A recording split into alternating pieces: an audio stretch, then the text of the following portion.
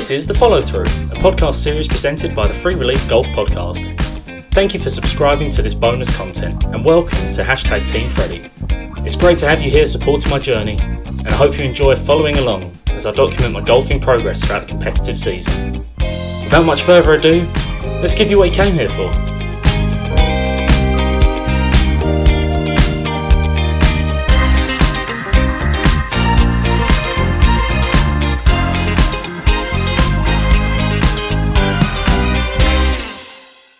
Hello and welcome to The Follow Through, presented by the Free Relief Golf Podcast.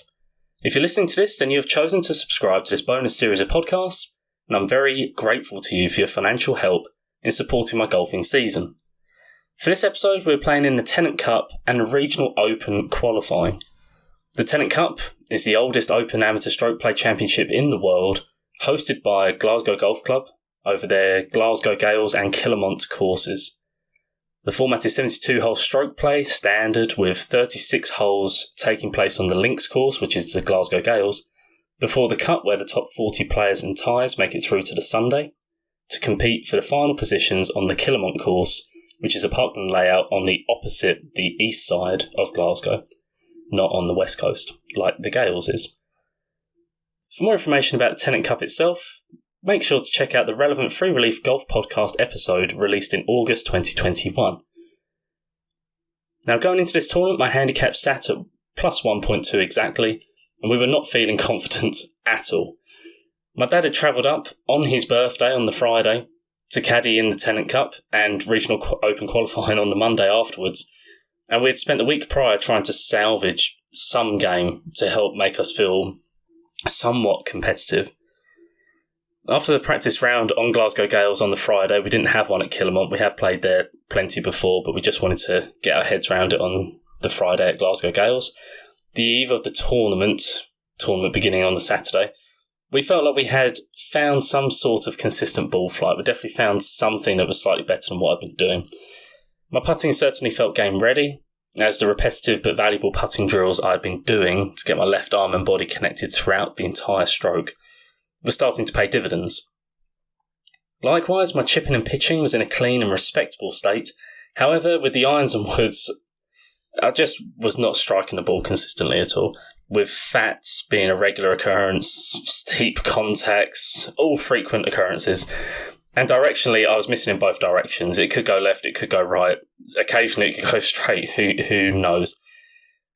So generally, I was finding myself executing pulls and cuts with alarming regularity.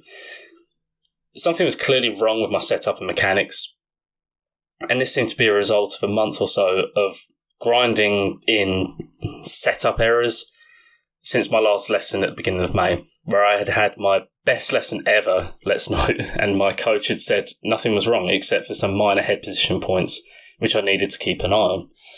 Needless to say, I obviously had not sufficiently kept an eye on the head position, and now I found myself in the unenviable position of needing to find a quick fix. Just a plaster to put over the wound, some solution to help me get round what is a formidably long and gruelling Glasgow Gales links course, which was playing the best part of 7,000 yards, past 71. It's hosted final qualifying for the Open a few times in the past as well. It gets windy, it's on the west coast of Glasgow. It is not an easy golf course at all, even with it running out a little bit because it's June in Scotland, the height of summer supposedly. Now it's worth bearing in mind that when you hear me speak pre-tournament, I was not feeling positive about my tournament prospects. My goal is to get through the 2 rounds with no big dramas and to have as serene a walk as possible with my dad around the links. My main goal was to keep my head, not get too frustrated, and not to ruin my dad's birthday weekend with my crappy golf game. Making a cut was far from my mind, with the philosophy behind that being that if we did miss the cut, we could at least have an extra day of practice on the Sunday and grind back in St Andrews to address my mechanical issues before tackling Regional Open Qualifying at Panmure on the Monday. It just felt even if I made the cut, 36 holes of competitive golf was not what I needed at the time. I just needed to sort my swing out. We know we can compete. I just needed to have the tools to compete with. Of course, these are crazy negative thoughts, I'm sure you will agree, But that was where my head was positioned pre-Tenant Cup. With all that being said, let's get on with it. A bit of a grueling episode, this one, but I hope you enjoy it. Let's start with my thoughts before the Tenant Cup began.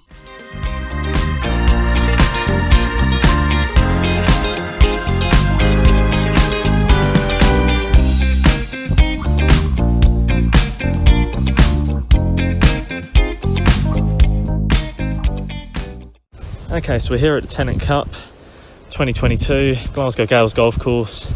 The wind was forecast to be about 15 mile an hour, but it's actually gone up. It's gusting at least 25, I'd say. It's going to be a tough day. Tough golf course, plays 6,900 off the tips, and par 71, 2 par 5s, 3 par 3s. Today's going to be a grind, and I don't necessarily have my game with me. I've got shots that can keep it in play. In this wind, I guess it's going to reward more creative play. We're going to try and do our best, see the shots. My dad's here. It was his birthday yesterday. We had the practice round. Practice round went well. There was 2 of us, and definitely mapped out the course when we went through the process. Really pleased with that. And that's all we can do. I've had a really good warm-up. This is just before going out in the round. Teeing off at 9:20, 4 hours 40 in between rounds. So we'll try and get as much of the lunch as we can, because the lunch here is notorious for being a brilliant buffet, but we'll do our best. Dad's going to caddy. We're going to do our best to have fun today. It's going to be tough, but I've just got to keep my head straight, and we're going to beat all the people that NR, that's for sure. So not much else to say. We're just going to go out there, do our best, and use it as practice. We've got our game plan. We're going to try and keep the ball in play off the tee here. There's rough, there's heather, but we didn't lose a golf ball yesterday anywhere on a golf course, and putting feels good and the greens are good, so just got to trust it. But we'll do our best, and we'll check in later.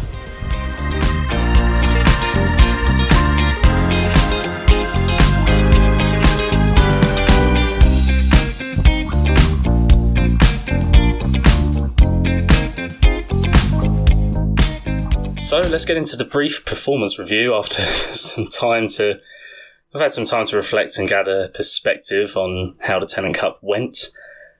I shot 79-79, 8 over, 8 over, 16 over total, to miss the cut by 2. So the first question is, do I still agree with my immediate post-game evaluation? Well, I didn't do an immediate post-game evaluation because I was so exasperated and despondent by the end of my day at Glasgow Links. I did not want to record my reaction, and I'm sure the immediate reaction will have for sure made for entertaining listening, but on this day I truly could not be bothered. I didn't feel like my performance and weekend up until that point was worthy of documentation. You guys are listening to my journey. I really appreciate it. I know you want to hear it warts and all. I want to give it to you warts and all. It's just that this was a tough day, a really tough day, especially with my dad there to witness it. In short, my day on the Gales Links was agonising. On the second hole of the morning round, bearing in mind we've got 36 holes to get through on the day, it was pretty windy on the day as well. It started in the morning at 15, gusting 20 mile an hour. By the end of the day, it definitely got up into the 30s. It was not playing easy at all, and actually the strategy we ended up adopting may have helped us get closer than maybe our game warranted. But on the second hole of the morning round, this kind of set the tone. I just carved my driver. The wind was left to right, and I carved my driver tee shot on this tricky par 4, kind of straight up the hill, wavy fairways, small green, and I just carved it straight right, big cut on it, and never to be seen again. Lost the ball. And, as you heard in the introduction, I didn't lose a ball in the practice round, but so much for lost balls. Lost one on the second hole of the tournament round, typical. And I was just totally deflated because I knew that everything was still to come on this tough golf course. And the primary thought I had, I made a treble bogey on that second hole I parred the first and then made a treble. I just didn't want to hold up my playing partners all day. One of them had come 5th the year before, clearly had game. They both had game. They were both really nice guys, Taylor and Owen. But I just wanted a straight walk for the most part. Myself and my dad decided, because of this, to resort to a strategy of driver away. We're not going to hit any more drivers. And I hit knockdown 3 irons from every tee, which of course gave up probably about 50 yards of distance, given because it was running out, I was still in play. I could play golf and get near the greens in regulation. on the 4s and 5s. But obviously, taking that strategy, adopting that would hamper me for the rest of the day. But that was just a conscious decision just for trying to keep everything moving and keeping us mentally stable. So that meant that it was a 3-iron off every tee, not including the par 3s, although some of them did need a 3-iron.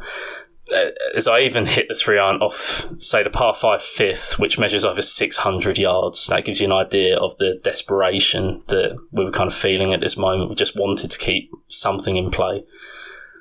As I said, the conditions were tough and breezy, and this ensured...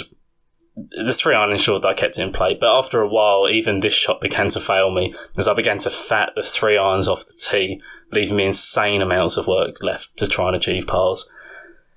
Luckily for me, my putting was solid on the day, and that provided some solace, but this solace was definitely overshadowed by my ineffective and out-of-control long game.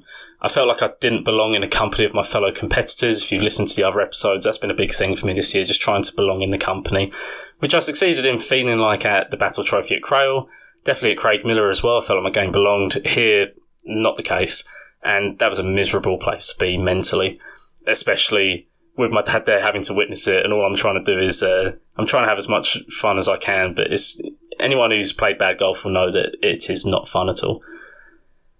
So in the morning round, I did keep my head and I did try my best.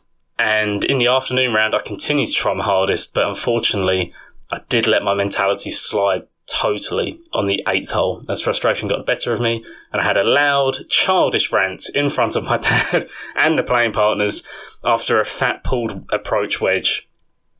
I think it was a 56 degree from 80-something yards. I just fat pulled it straight left of this raised green. It's quite a nice hole, actually, a short par 4, maybe 340, and the green is just raised up maybe 30 foot in the air with runoffs both sides. You've got to be precise for your wedges, and I could barely hit the ball on a day, let alone be precise. And after pulling that wedge, I then duffed a pitch shot, and my pitching has kind of saved me a little bit on the day. I broke 80 both rounds, but at this point I just flipped, and my dad was far from impressed, and I was completely embarrassed straight after. It was a heat of the moment thing. Completely embarrassed. I had failed in my main goal for the day to keep my head, and that was really frustrating. And I was disappointed in myself that the one thing that I could in theory control, I wasn't able to on this day. And the funny thing is, in the end, despite a miserable day of playing with barely any golf game, I missed the cut by only 2 shots. And for context, this came with that treble bogey at the 2nd hole, which I've spoken about in the morning, and a quadruple bogey 8 at the 11th hole in the afternoon, where I lost a ball from the tee. Then I hit a provisional while on the tee, lost the provisional when we went up there, and I had to run back to the tee and hit another shot. And from that moment, actually, from hitting that shot, I then parred it with my 3rd ball for an 8. And then I think I was level par coming in, or 1 under coming in for those last 7 or 8 holes. So I actually managed to grind those last few holes quite well, even though they are the easier holes on the golf course, but managed to find it somehow. So to miss by 2 was some achievement in the grand scheme of things, considering I was fat pulling, toe cutting my way around the golf course. But it definitely wasn't an achievement I was proud of at the time. If you told me that straight after the round, I might have given you a little slap. With hindsight now, speaking a few weeks later, days like this, look, we know, they make up the fabric of the golfing journey. And I am proud that I didn't give up at any point, when it would have been easy and completely understandable to do so. My resilience continues to be my greatest trait throughout all of these circumstances. So, what have I learned? How did I build upon this? Because I only had a few days before the Regional Open Qualifying. Well, we learned at Tenant Cup that my swing was in disarray and something needed to be done. However, we learned that my short game was also giving me hope that if we could piece my swing together, then a result could still be just around the corner, despite feeling miles away in a distant, far-off land. I guess that is just how golf is sometimes.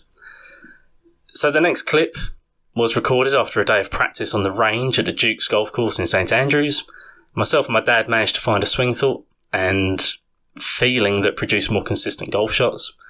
And we were now ready and mentally fresher. Not hard to be mentally fresher than I was at Tenant Cup. But we were mentally fresher to tackle Regional Open Qualifying at Panmure. A shorter course that definitely suits my eyes better than the Glasgow Gales. it was a less daunting proposition than Gale's, because at least 3 irons from the tee, even fat 3 irons, with the way the fairways were running out, it would allow me to compete at Panmure if all else failed, and at least it would give me some birdie putts, which maybe if I make, I could definitely, under par will probably do it at Panmure, and we were thinking that it's possible. It's unlikely, but it's possible. So here are my thoughts and feelings from before Open qualifying.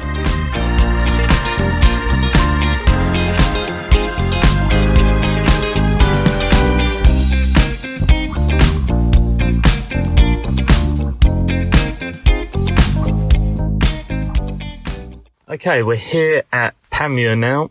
We've had the Tenant Cup.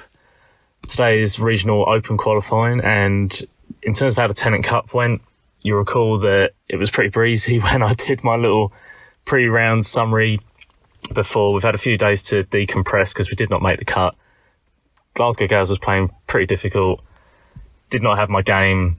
Hit a drive way right in the second hole in the first round. Lost confidence in that. Decided to hit 3 irons off the tee.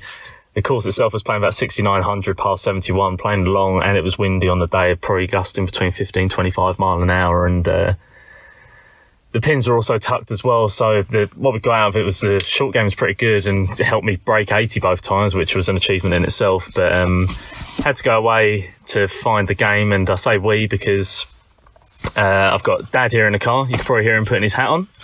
Dad, say hello to the people. Hello, people. You might have heard him originally on the Free Relief Golf podcast, but this is his first appearance on the follow-through, and we're just doing a quick summary before we get out the car to go warm up for Panmure. It's 8:47 and we're teeing off at 10:15. Plenty of time for a warm-up, just like we did at the Tenant Cup.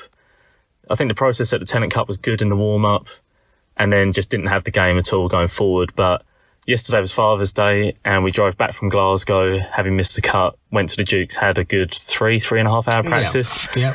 And it was looking a lot better. How do you feel about things going into today at Panmure? Well, it's a beautiful day here at Panmure. The sun's out, the wind doesn't seem to be up, so that's always a good sign. Yeah. As we know, 135 players, you got about 13 spots. It's going to be difficult, but let's go out and enjoy it. It's we're going to go on the range in a moment, see if you've got your game, and if you have, you could do well. Who knows? Yeah, we're going to chase it. Under par does it, and we found something with the ball striking. Just my stance had got a bit narrow, making the stance a little bit wider, solid base, and we just the misses became smaller straight away. The strikes became a lot better. We got a bit more control of the golf ball, and around here it's going to be about the putting. There's some birdie chances on the front nine. Definitely the first is a really short par 4, about just over 300 yards, and the second's a reachable 5.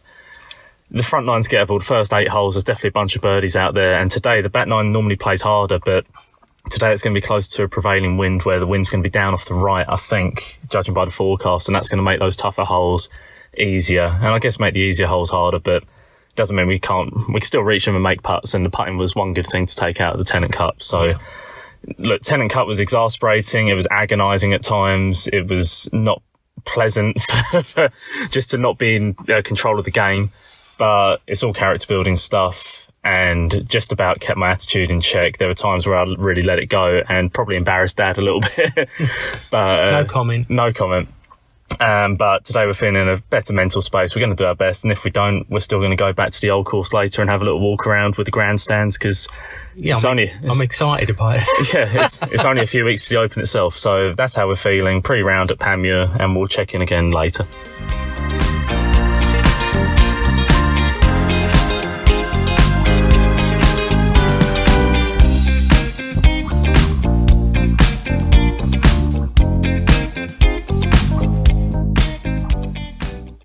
Right, Dad, we're in the car after our attempt at qualifying for the Open, and sadly it was just an attempt because it's over now.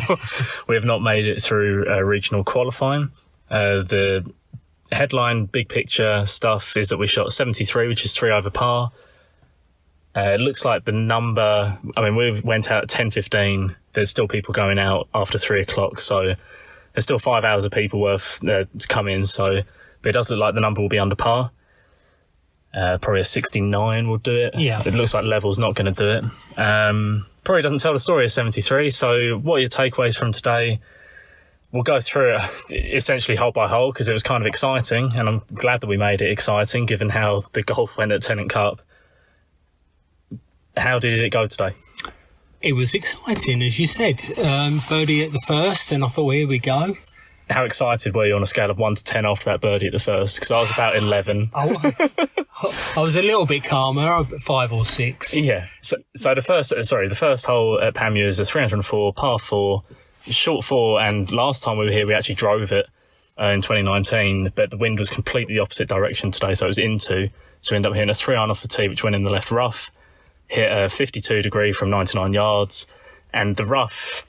Shout out to the rough at Panmure, because you can find your ball in it, but it really does, it can grab your club and just take you left, so you've got to open the club face. You've really got to deal with it. It's a proper factor, but you can find your golf ball, so I like the rough here. But we managed to shovel it onto the green to about 30 foot and poured the putt in. Yeah, happy days. Which was beautiful, so that was a good start. Very good start, and then I was hoping we could birdie the second. Par 5, gentle dogleg left to right. And to be fair, again, you pulled your drive into the rough, hit a hybrid and got it up to the green, pin high, I think, and couldn't quite... Is that right, or were we a little bit short? We were short left in the rough left, because it weren't easy. It dragged us when we went in the rough. It didn't affect us too much at the first because we allowed for it, but so we thought maybe it wasn't as strong as it was. And then it pulled our hybrid, and then it left us like a 30, 40 yard pitch shot. Yeah, and that was tough to control. And that flew out long right, and then we made a 2-putt, and at that point we were also losing a hole on the game in front because everyone was taking their time and going left and right and all sorts. So that was a good 2-putt under pressure, I felt. So we're 1 under through 2, and really at Panmure, that's fine. Like, you're kind of looking for 2 under through 2 because there's enough tough holes coming up. Yeah. But then again, I think you smashed your drive down the third. That was a good drive. Yep. Then you wanted to draw a 4-iron, which I was happy with, but you pulled it a touch, didn't you? Or overdrew it. Oh, sorry, that's the 4th. Oh, is it? Yeah, no, the 3rd was where it was 126, had a 9-iron in, just trying to feed it. There wasn't much difficulty to the shot because I was banging the middle of the fairway. I just pushed it right and ended up having a bit of a squiffy lie for a chip, so I had to putt it, didn't hit the putt with enough pace. It was a comfortable bogey in the end on a hole that probably was. You were hearing of people, and when we checked the scorecards later, there were probably people birding the first 3 or 4 holes out there. Certainly the first 3 to get off to a good start. So that was that. And then, the 4th, as you were saying, hit a 3-iron off the tee to get into position. It's a long hole, and it left us about 197 to the flag. Yeah. Into off the left. Flag was back left, and the green goes from kind of front right to back left. Really demanding shot today. So we went for a drawn 4-iron, which went left. Went left, pin high, and then you got a brilliant up and down, didn't you? Yeah, with the putter. No, I chipped it, yeah. You chipped it. I hit a good little 52 degree back foot pitch shot, bit of spin in front of the 5 selector as well. You definitely saw it. I just love making up and downs in front of the 5 selectors. But that was a good putt just to keep momentum. And then we birdied the par 3 next, which was playing today about... You birdied that in 2019, but that was a lovely birdie. And now I'm getting excited. Yeah, I'm thinking there's only 13 holes to go. He's 1 under. And we're 1 under. And normally the front nine has the easier holes, but today it was into the wind, so you knew the back nine wasn't going to be as demanding as certainly it was in 2019, where it was all just into and drivers and 3-woods everywhere. Yeah. Hogan's Alley's the 6th, the signature hole. It's a par 4. Yeah, massive fairway. There's a bunker about 240 that kind of everything feeds into left to right. But it normally... We were laying up with a hybrid today with the intention of leaving ourselves like a 190, 180 shot in. Yeah. We actually pounded the hybrid and ended up leaving ourselves a 7-iron in. Yeah. I think we had about 155 maybe. Yeah, again, pin high. Hit the green, 2-putt. Walk on. No dramas. No dramas at Hogan's Alley. No. And then pounded the drive up 7, which was actually a really good hit. For some reason I thought it was down the left side, so that got us panicked because we couldn't see it. But actually it was just short of a bunker that was out there about 310, 320. So that's how much the wind was helping us going out.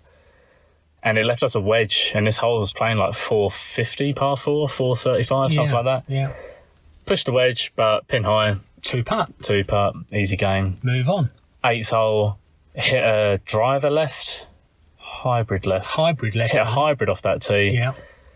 Down the left-hand side, by a spotter, nearly took him out, did shout for, unlike a lot of pros that we see on TV. But and then he kind of gave a weird signal, because the guy on the first tee had said, our starter had said, they're going to put an arm up if it's safe, and they'll keep it down if they haven't seen it. Green flag. Green flag if it was just fine. Yeah.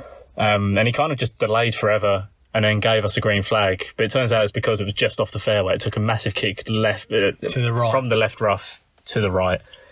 Left us a downhill wedge, which actually I hit really well. Yeah. Went through the green. a bit of an iffy putt, but then made a good 8 foot, 10 foot momentum keeper. Yeah, you hold a lot of those today. Yeah, good. And that was exciting. So we stayed 1 under, and then we get to the par 3. And now it's sad.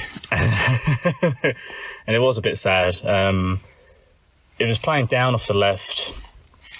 I think it was 171, and at Glasgow Gales on Saturday we had that number exactly on a par 3. Yeah. Hit a 7 iron in the morning, then 8 iron in the afternoon. The 8 iron was perfect, so we just went with the 8 iron, and I pulled it. I hit a kind of fat pull, which was a signature of how Glasgow Gales went, just the fat pulls. And actually wasn't sure if it was lost because there's a couple of rough hills over there as well. But found the ball and it was plugged in the bunker at the back of the lip, and the pin was top right on these slopes, and you're just thinking, well, I had to walk up to the pin and it was complete death, because if we went at the pin with this bunker shot and we went long, if we'd knifed it, big trouble. Yeah, so you did the right thing. We were coming down the ball, so we were either going to knife it or we were going to like fat it straight into the lip, and then we'd have to come out sideways anyway. So we came out sideways from there. Actually ended up getting a line, some thick rough. Hit a really nice pitch shot to about 6 foot above the hole, and I cannot emphasise how quick that putt was, but just missed it. Like, it actually completely curved around the back of the hole, ended up dead centre behind it, about 2 inches behind it, so double bogey, painful. Finished the front nine 1 over, and at this point we know that we've got to be under par really for the day. That was always the target. Should we open the doors? Yeah. Okay, we're opening the doors because it's very hot in this car. It's very sunny today, but also very windy, so that took the edge off. I think Dad did not put sun cream on. That's correct. So that is something he's going to regret massively later on. But now we've got some tough holes. 10 to 13 on Panmure are very demanding, I think, and we just had to get through those without too much damage to give ourselves any hope, any excitement. That double bogey did take the edge off. It did. It was a shame, but you did all you could do. So that's golf. But you know, like, it was a really good 2-putt from off the green. My pace putting today was really good. Had the pace dialed in. We had a good warm up. We went and hit balls, hit pitch shots, bunker shots. Really felt loose, and then really got the pace with the putting on the practice green, and that showed today. I made a lot of good 2-putts from distance. First class. And that's the thing, like, it wasn't loads of birdie chances, but I did kind of max my game to shoot 73 today. I think so. And as we'll get on to, like, it could have been level, maybe it could have been under if we finished stronger, but we par 10, we par 11 to par 3, hit a green 2-putt. We bogey 12, which was a shame. No real detail need to go into there. I just had an up and down to make, which I didn't make. And then 13, changed the club on the tee. Dad had suggested hybrids. I'd agreed to a hybrid. It was 255 to this mound, and we got up there and it's just a complete dead straight hole, runway, fairway, and the greens and fairways were baked out, to be fair. I mean, the greens had grass on them, but the fairways were baked out. And ended up switching to a 3-iron, which was a good decision because it ended up 255, just punching one down there in play. Hit a wedge on a green 2-putt, and then 14 to par 5. Yeah, well, that was exciting. Now it starts to get going. You bombed a drive down there, and where was the bunker? 300 and something. The bunker was at 336. Yeah, and we said there's no chance I'm going to get there, even though it's straight downwind. So let's just aim at that bunker and pound it. Which you did, and ended up straight in the bunker. Yeah, but then you used your noddle, chipped it out. 9 iron on, was it? Yeah, we had 160. I mean, this is how windy it was, and we were gripping down a 9 iron. It was a 9 iron, kind of converted into a pitching wedge loft. Well, not loft, but radius, and stuck it. That pin was smelly. It was like back right. The par 5 itself is kind of straight down, then it doglegs gently to the left, and the pin was back right of a very thin green. It's about 37 long, something like that. So I think the pin itself was 27 on, and on a side slope. And we hit this 9-iron, pitches at the front, big bounce up, and then kind of made its way over a hill so we couldn't see it. But it had maybe a 12-footer. Yeah, pretty close, yeah. And that was big. And you canned it. I made it. Now we're getting excited. That putt was so hard, I was just trying to get the pace correct. But so we make that, get back to 1 over par for the round, and now the holes coming in are downwind. And we've just got to birdie them now. That's what we've said. We've come here to try to qualify. So let's go for the birdies. Let's do that. Yeah. 15's a long par 3, 225 yards it played today. We hit Probably one of my best shots of the day, 6 iron to about 20 foot, 2-putt. And at that point, Dad had given me a pep talk about how we need to make that putt. Yep. And I did not make that putt. 16, we took it's a short par 4. It's about 380, but there's bunkers at 220, bunker on the right at 260. Let that car go past. Lovely. I think at this moment, this is when this was the putt that had to go in. Right, I'm ahead of the game. Yeah, well, I had a wedge that was 96 to the flag and about 76 to the front. It's just hammering it downwind now. It's probably about 20 mile an hour. And we went to the Dukes yesterday to practice we were practicing everything. We were practicing the long game, trying to find something, which we'll get into, and putting. But we went over and hit wedges as well, just to dial in. And we were practicing this exact shot, something that was landing high 70s and actually releasing out to about 86 or something like that. But with the wind, it was going to be perfect. And I pulled the shot off, and we had maybe 8 to 10 footer for birdie. Tricky putt. I read it both sides, and it went a different way both sides. I had one side going right to left, one side going left to right. The wind's howling, and I just couldn't commit to it. I just couldn't commit to hitting it straight and trying to hit a good stroke. And the stroke itself was fine, but missed the putt. And the 17 with bomber drive down there. The hole itself is probably about 400 yards, but it's obviously not playing it. And we had 75 to the flag, and this is the killer. Yeah, this was the killer. And you decided you wanted to play a little runny shot, which I agreed with, and you just left it short, didn't you? Yeah, I was thinking between a pitch wedge or a 9-iron, just back foot, run it up, because 75 yards straight down a breeze, we didn't need to get involved with the wind up top. And I've been chipping and putting quite well, so I just pitched it with a pitching wedge where I probably should have landed a 9-iron. Yep. And it just squeaked its way to the front, but the pin was 13 on, so we had ourselves like a 40-foot putt. And then for some reason, I just gave the putt a bit extra. It cannot be understated that I was nervous today. I was completely shaking. My hamstrings were tight the whole way around. I was trying to loosen them up, but it was good to be excited. But I wondered why you were skipping. Yeah, I was skipping, trying to activate the glutes and all sorts. But it was just I hadn't been in that situation for a little bit, and I didn't have my A game today, which I guess we'll just summarise in a bit. But yeah, so gave the putt a bit too much, left myself 6 foot coming back, and it actually hit a pretty good putt, but it was a left side putt and just did not start in the right place. Killer bogey on a hole that was playing, it'll probably play under par today for sure. And then 18 is a demanding hole at best of times. It's off the championship tees. It's about 470, par 4, dogleg to the right. Never played it as downwind as it is today. There's a bunker at 285, which we did get past into the left rough.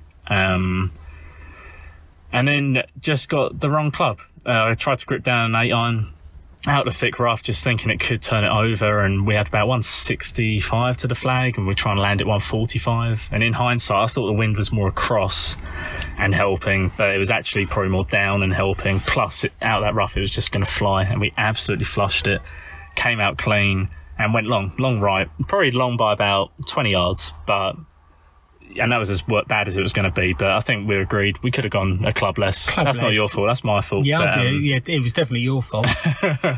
But yeah, that was. That's a killer, because you want to hit the green, have a putt to shoot one over, and did not. Hit a really nice pitch shot actually, which just left myself a bit too much work, 8 foot, and then hit my worst putt of the day. Just not.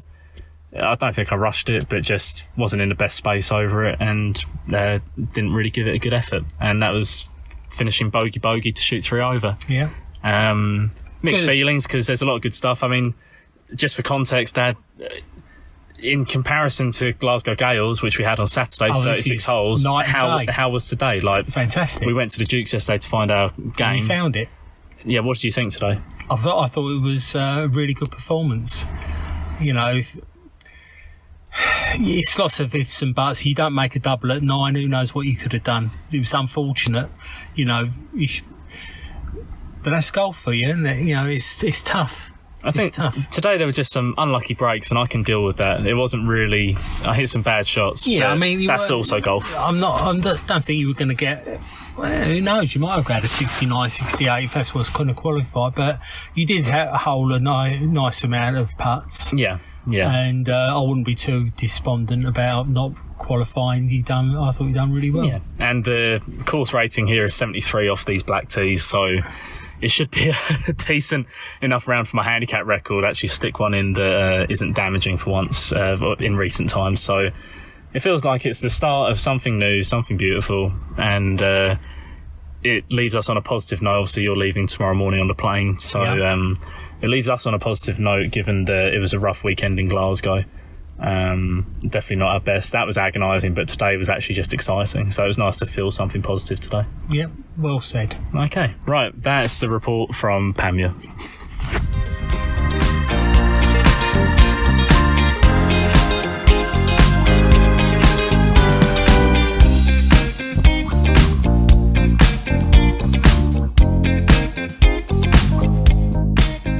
Okay, so here comes the brief performance review, having had a few weeks to reflect and gather some perspective on after our round at Pamir.